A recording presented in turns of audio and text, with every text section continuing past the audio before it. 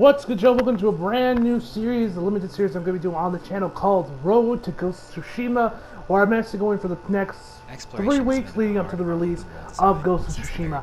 I am actually going to be reviewing one samurai film a week. I already got all 3 of them planned out, which ones I'm going to do. And yeah, man, so we're going to start off the week, we're going to start the series off with Seven Samurai, excuse me, which you guys, of course, know is a legendary samurai film that its reach knows no bounds for movies like Star Wars with its white transitions with George Lucas, other films that got inspired in like The Magnificent Seven, and a few others. This is probably one of the most well-known Japanese films you will probably ever find, realistically. And Akira Kurosawa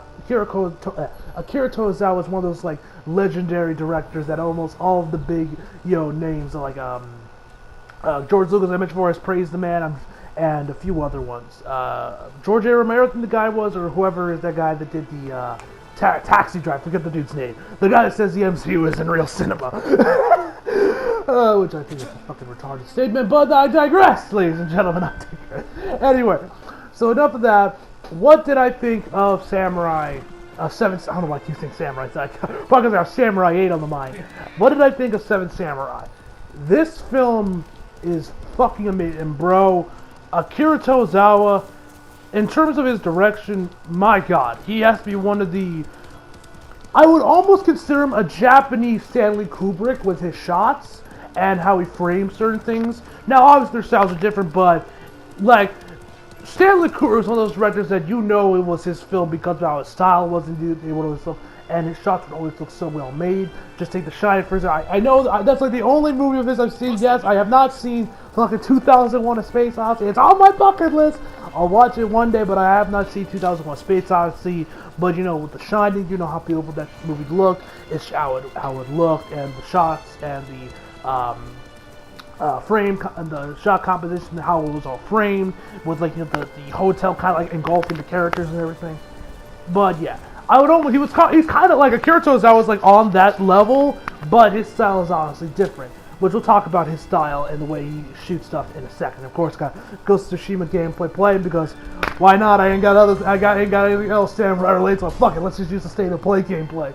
But anyway, so enough of that. Let's just jump right in, ladies and gentlemen. So the movie Argument 4 is directed by Akira Kurosawa and stars, and apologies if I'm butchering these names, Toshiro Mifune, Senji Miyachi, Yoshi Tsuchiya, and Takashi Shimura, and many more. And of course, the plot of Seven Samurai.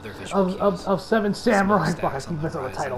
Of Seven Samurai is that it's a group of farmers. They've been having dealing with these bandits coming in there, stealing their stuff. So they enlist the help. Of 7 samurai to take them out. Basic plot, but yeah. Now, of course, like I mentioned before, this is one of the most well-known. This is probably the most well-known samurai film out there, and one of the most influential films, just period. Now, of course, this movie is quite interesting because one, of course, it's Japanese, it's subtitled, black and white, but also it's runtime. This shit is straight up 3 hours and 27 minutes long. Yes, you heard me right. This movie is damn near 3.5 hours. Now, one thing I got praised is first, and obviously there's an intermission in this movie, obviously, because you needed it. But one thing I gotta say I gotta love the movie is that even though this movie is 3.5 hours long, nearly, it never once feels like a chore to sit through. It never feels like it's a task or a journey, or it doesn't feel like it's arduous or whatever to sit through. Like, you're not gonna watch this movie and be like, fuck me, this is like. And realistically, you're gonna feel like you're gonna know you're sitting for 3 hours, but it's not exactly gonna feel like you're sitting there for 3 hours. So if you guys get what I mean. But the pace in the movie is overall really good. It starts off pretty slow. It's a lot like Endgame, where it's predominantly set up until we get to like the last 30 or so minutes, when of course you get the big action set piece with the samurais against the samurai against the bandits. But before that, it's mostly just setup.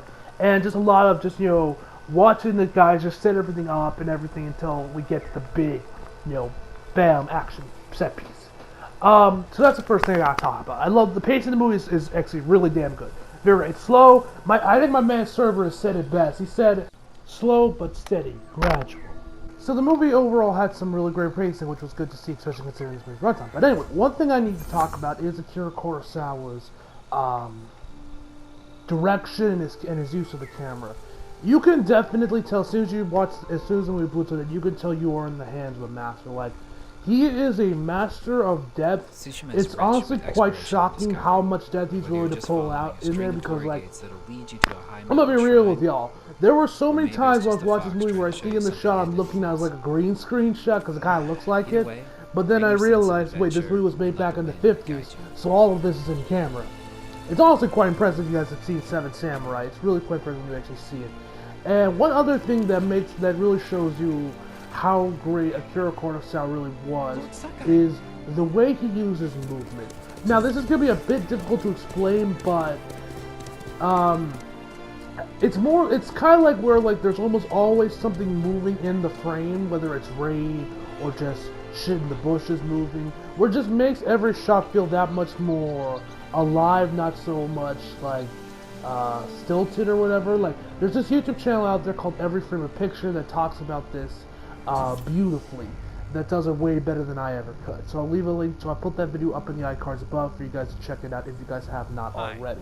And one of the best examples that shows you just how great of his camera work and framing was his one scene with Takashi Shimura's character. He plays the leader of the samurai, where he's like holding his bow and arrow, man, and bruh, it looked like you probably seen the shot floating around the internet a couple times, but man, does it look fantastic, man. That is just the overall element for how he uses move, how there's almost always something moving in the frame. It just makes the shots just make them just look that much more. If you've never seen a samurai movie, you know what to expect. Great, and you can really tell you are in the hands of a man, someone that knows his shit.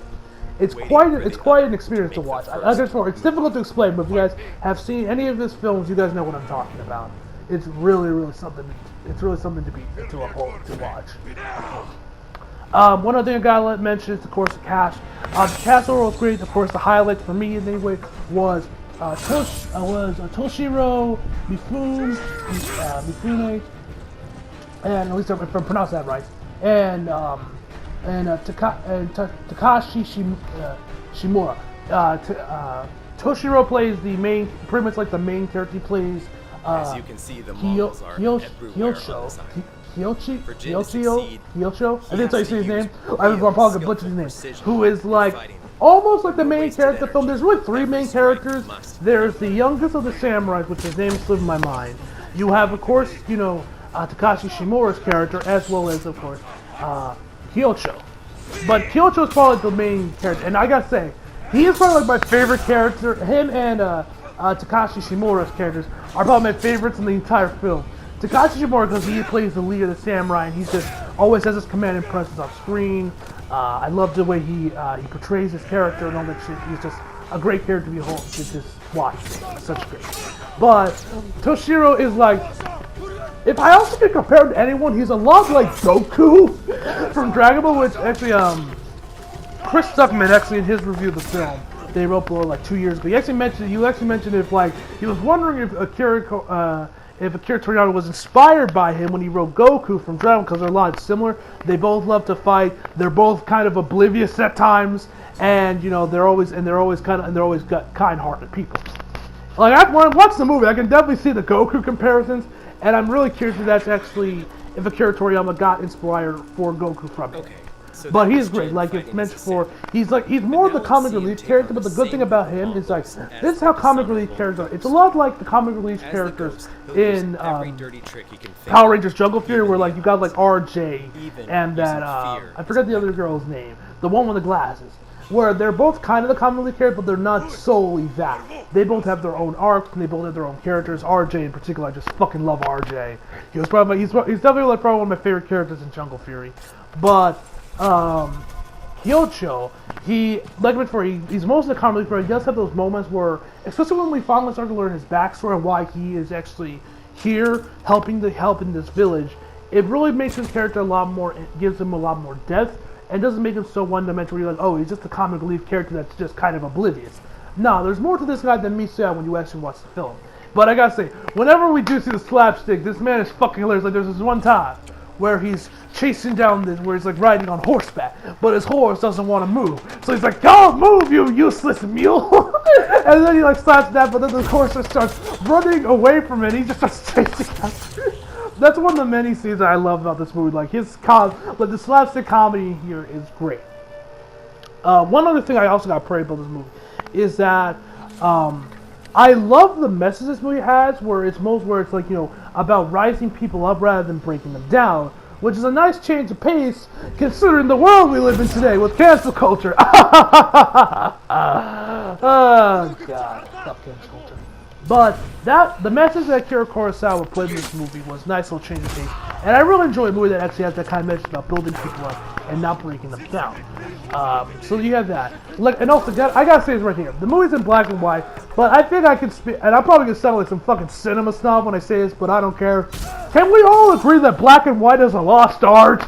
Like, like legit. Like, now me personally, like, if you were telling me, like, oh Glenn, which was you like, color or black and white? I'll take color most of the time, but I would like to see, it's the same thing with cell animation, where I would love to at least see maybe like one anime series every couple of years rock that cell animation stuff, because I missed that style, the imperfection that style would have. It gave those 90s series just a bit more character, you know. I would love like it more. And like the same thing with black and white. I remember when I was rewatching Casino Royale. I rewatched the movie a couple days ago, or a couple weeks ago actually, if you guys follow me on my Twitter. But I mentioned it before, and I was talking to this when I was talking to Cerberya in the DMs. I was just gushing about the opening of the film because it's in black and white. It's edited beautifully. It looks just stunning in black and white. And then of course how it transitions into the gun barrel, into the opening. Great shit, man. I love Casino Royale's opening. Probably one of the best openings in film history, honestly, Casino Royale. And I love the Seven Samurai for that scene because the movie looks amazing in black and white. Like, this isn't a movie where I'm like demanding, I wish this movie was in color. I'm like, this movie looks fantastic in black and white, man. Like, it'd be hidden in black and white. Like I mentioned before, I think we can all agree that black and white is honestly a lost art. But I digress. And that's about it where I got to, of course, yeah, when we get to the big action set piece around the end of the film, it's, of course, great, best, it's really well choreographed, it's shot beautifully, cinematography is on point, all that good shit. Now, I do have some negatives, but not too much, but one problem I do have is that really the characters don't really get, a lot of the characters in the other 7 Samurai don't really get any real screen time, like I mentioned before. Outside of the 3 I mentioned, the leader, Kyocho, and the youngest of the samurai. None of them really get any sort of screen time or development. They're more or less just there in the background, just there.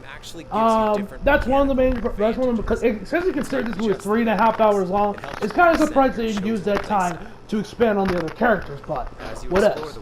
One other thing I noticed is that the music wasn't really much to write home about. Like, and I'm pretty sure they even reused a couple tracks a few times throughout the film. Now that I'm just going to contribute to a limitation of the time, considering this movie is over half a century old. So I'll keep that. And yeah, besides that, I really have no real other problems with, other than just the characters weren't really that well developed. The other 7 samurai weren't, and the music wasn't really much to write home about. Outside of that, this movie is probably one of the best films. I don't know if I would go that far, say it's one of the best films I've seen, but it's definitely one of the, I don't know how to say it, I don't know how to phrase this, but I guess one of the more interesting films I've seen, considering, you know, the time period, how influential it is, and all that stuff. I feel like I'm doing a disservice saying that, but yeah, like it's like it's not like one of the greatest films I've ever seen. Like, this isn't a movie I'm going to go back and instantly rewatch. It's a movie that I was glad that I saw, and I can see definitely why this movie is so influential and has had such a major, I guess, shadow and a legacy that the movie has left behind since it came out. Because you can definitely see a lot of inspiration from other films come from this, like I mentioned before, the white transition to Star Wars. But yeah, man, I would definitely highly recommend you guys check this movie out if you guys are into the samurai genre, you guys don't mind the length, and if you don't mind being subtitled black and white. I definitely highly recommend you guys check this movie out. It is definitely quite the experience, and I feel like if you are someone that enjoys films in general, you need to watch 7 Samurai just for the legacy that is left behind, and seeing just how much of a master Akira Kurosawa really was, man, because this was quite the experience to watch. And before I end the video, I want to say this: is it just me, or has anyone else noticed that Japanese actors tend to, like, I wouldn't say overact, but kind of like exaggerate their movements a lot more than Hollywood actors usually do. Because I noticed that with some of the characters here, they usually just like over-exaggerate their movements and such. Like I noticed this too when I rewatched the Bleach live-action movie in the original Japanese. I remember noticing that there too. Has anyone else noticed that, or am I just going crazy? Anyway, guys, overall, I'm going to give Seven Samurai a 10 out of 10. And yeah, man, next up will be the and what you guys have seen the review next week will be Ran, as well directed by Akira Kurosawa.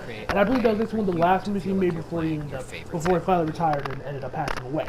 And I've heard a lot of great things about Ran. Actually, Angry Joe recommended that film, so that's what I'm going to do next. And I will end this little series of videos off with The Last Samurai, starring Tom Cruise. So yeah, man, tell me down below what you guys thought of Seven Samurai. Did you love it? Did you hate it? What are some of your favorite samurai films? Are you hyped for Ghost of Tsushima as much as I am? Or do you not care about Ghost of Tsushima? Tell me that all down below, guys. And I wanted to also give a huge shout out to Cerberya for doing that excellent thumbnail. Thanks again, bro. Leave a link to his YouTube and his Twitter down in the description box below. And hope y'all enjoyed the video. You like if you did, subscribe if you're new. Follow me on Instagram, Twitter, like in the description box below. And as always, come back for more. See you guys next time.